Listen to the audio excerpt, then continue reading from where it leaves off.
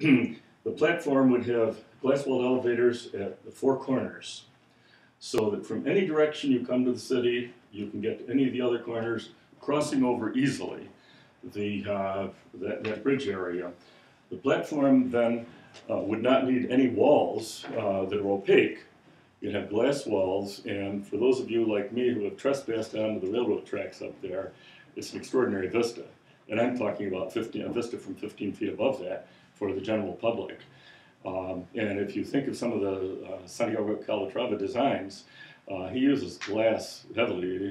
He'd have a ribbed roof with glass there, and certainly the walls. And that would not only be a transit intermodal interfacing, it would be something that would knit together the four corners of the city from there, and be a civic monument that would create a symbol for the city, which we really don't have. You think of Seattle, the Space Needle, St. Louis, the Arch. We have nothing of a symbolic nature comparable to that would give Rochester a status within the world. So all of the issues addressed here are well accommodated here, and my assistants that put this together so wonderfully, so quickly here, we just didn't have time to work into the minute detail, but this would be just a step. One question. Sure. Do you have to widen the tracks there? You would have to. That's I think the kind of fatal flaws. What the tracks? Widen. Oh, this can be accommodated. Not really. We have to add additional. Yeah, that's how it's accommodated. Yes. Well, especially because for a high-level platform, you can't have them on the same track as freight tracks. They would have to be on their own siding or track loop.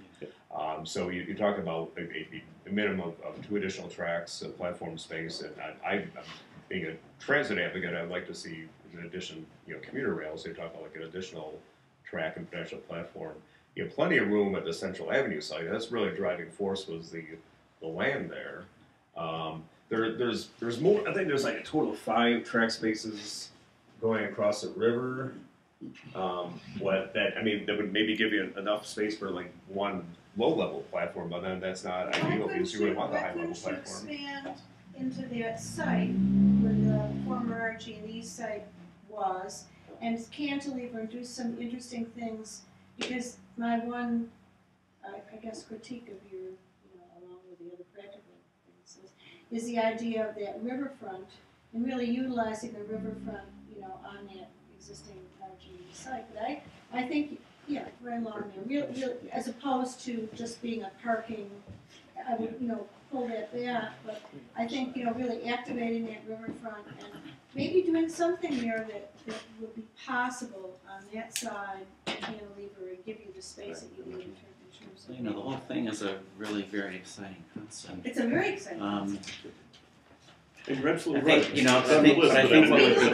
think what would be really interesting is figuring out how does the pedestrian get in and out of this thing. There has to be some place, maybe you have something on both sides of the river that acts like a really nice ceremonious entrance.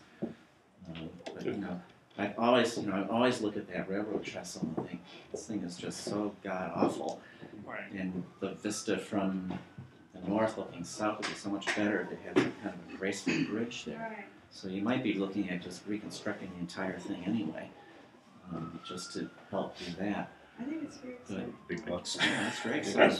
And you're absolutely right about the trail. It's in the plan. I didn't get the time to speak about it, but Johnny, this would be the wonderful connection between the north and we looked at it. Al Party did a great concept for it in 2000, right, Al? Yeah, well, not exactly there. Not like that. Well, it was though, but I mean, not exactly like that. But I mean, it was in that area where the original. Yeah, what do the bullet points say that Eric was mentioning? Yeah, Eric suggested I read the bullet points, which I should. Greyhound buses ramp up directly from Interloop, extension of Riverway Trail underneath and along Brown's Race to facilitate north-south movement through downtown. New public access across the river connecting to Falls Field, which is, High Falls area doesn't have a view of the High Falls, but Falls Field does. And this would provide wonderful access to it from downtown, from whichever side of the river you're on. I mean, I think that side is. So you end up wanting to have major pedestrian access on both the north and south side and east and west. Yes, So you have 4 points of blends them all access together. there. Yeah. Because at the four corners of the platform, you have You these end glass up wall totally elevators. redesigning that falls speed. Civic Center garage, or not Civic Center, the Crossroads garage always seems to be at capacity. We could take this whole area and go down a level and connect with the lower level of that garage, and that lower level can go underneath Andrew Street. Get one out of there? Get that federal building out of there, will you? Let the federal building up. Some terrorist will take care of that. And the old IBM too. Yeah, I'd love to get rid of the IBM building, but basically you got plenty of space for automobile parking right there. And as I say, connected in with the South Crossroads garage. That creates potential multi-use building potential there related to the station, perhaps as a joint development such as hotel or office. And also the potential that there's additional funding available for projects like this if you incorporate some kind of a museum with this transportation museum, or use that 1880s building of the brewery as a museum of history of Rochester brewing, which I know collectors that can fill that very quickly.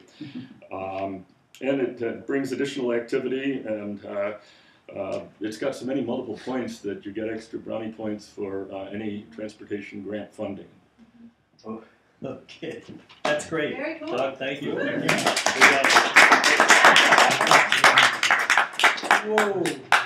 Very We creative. got our work cut out for us. I'm not exactly sure at this point.